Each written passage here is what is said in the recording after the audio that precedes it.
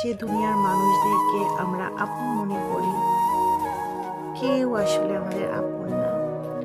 আপনি চোখ দুইটা বন্ধ করেন, 2টা সেকেন্ড লাগবে না আপনাকে ভুলে যেতে মানুষের। আপনার কবরে একটা সাইনবোর্ড দেওয়ার মানুষও আপনি পাবেন না।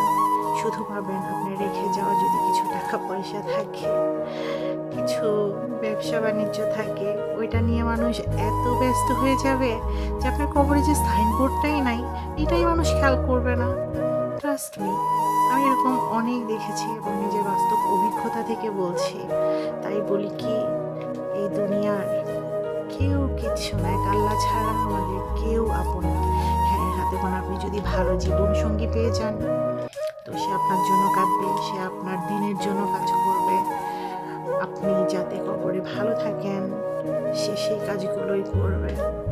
আদারওয়াইজ ভাই, কারো কিচ্ছু আসবে যাবে না আমার মৃত্যুতে। ট্রাস্ট মি, কারো কিচ্ছু আসবে যাবে না। দুনিয়াটা এরকমই, দুনিয়ার মানুষ এরকমই। আর এটা মেনে নিয়েই আমাদের এই দুনিয়াতে যতদিন বাঁচতে হবে। ঠিক আছে।